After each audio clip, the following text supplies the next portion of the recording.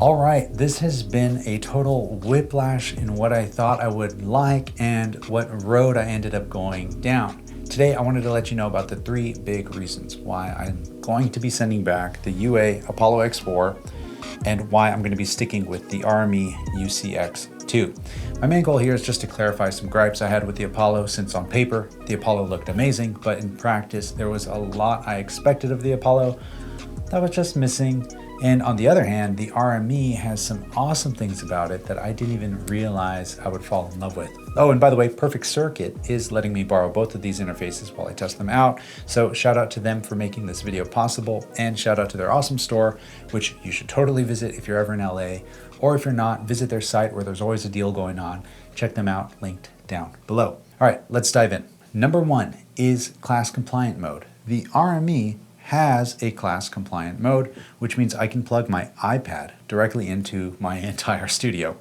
The Apollo series, minus I believe the Apollo Solo, is not class compliant and always needs a driver, which means I can't do anything on my iPad or iOS devices with my studio.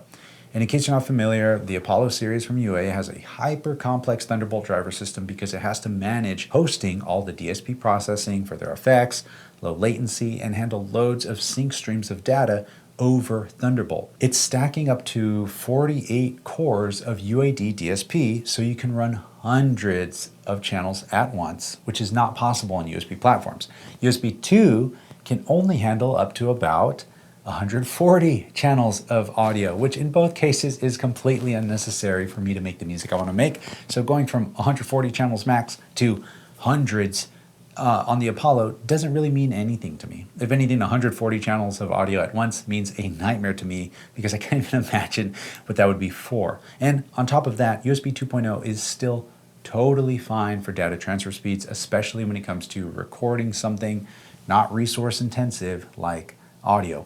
RME actually has an incredible video about this entire discussion linked down below. And no, I promise this video isn't sponsored by them. So in reality, the Apollo needs the Thunderbolt cable for handling latency on their massive amounts of really good sounding plugins, which is cool. I get it, they sound great.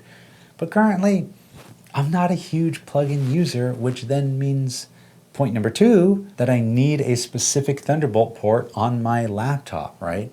Not from a hub, not from the back of my Apple Studio display, a port directly on my laptop. And some things I enjoy are efficiency and neatness, or like simplicity, I guess, minus this whole craziness right now, right, in my studio. So this just means I need a separate cable going to my laptop from a separate location, which of course I had the Apollo up here, which the cable's coming down here, couldn't fit through the back.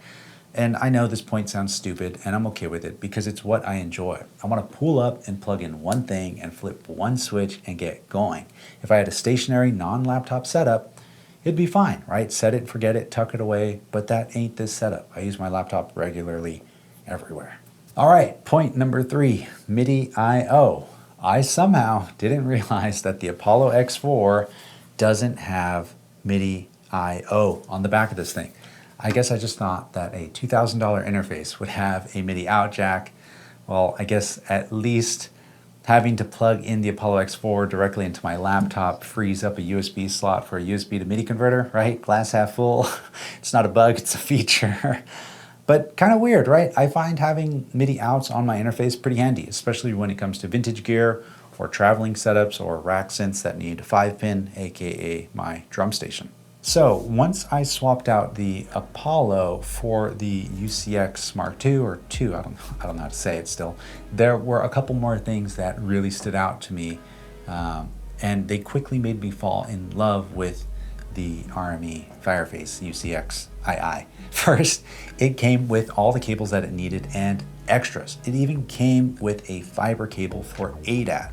The X4, on the other hand, didn't come with anything except a power cable. And yes, that means you need to buy a specific Thunderbolt cable for this to work because it cannot work off of USB 2.0 cables. At least you can use a Thunderbolt 1, 2, 3, or 4 cable, but I know that if you want to get a cable that is longer than 6 feet, you'll need an optical Thunderbolt cable, which are in the hundreds of dollars. Here's another thing I hilariously missed when comparing these two interfaces. When not including ADAT, the UCX Mark II is actually 8 inputs, not 4 like the X4. I somehow thought it was only 4 inputs, but you get 4 inputs on the front, which honestly is kind of annoying because when you have a bunch of things sticking out of the front, it looks really messy. And if you want to use inputs 1 through 4, you have to use them. And it's a bit tricky for me to incorporate it with my patch bay because I would have to run half of my snake to the front of the interface as well as the other half to the back. So I'm essentially using it as a 4-channel interface right now with an optional 4 inputs on the front if a homie rolls through the stew.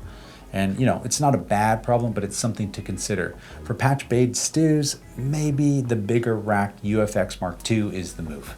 Another fun detail is the screen on the RME. Although it's small, it is a really nice touch. I didn't think I'd find it particularly useful at first, but being able to get a quick glimpse of what's going on routing wise is pretty dope. The X4 interface, you know, you got the giant knob. It's good, it's decent. You got a decent set of buttons for kind of quickly accessing different input modes and settings, but when it comes to more intricate routing and troubleshooting specifically, it's hard to tell where signals are being sent or heard, and even just figuring out something as simple as your headphone volume, right? You, at a glance, you have to hit monitor a couple times and you know, figure out where you are. There's no going back. You got to just keep tapping it around.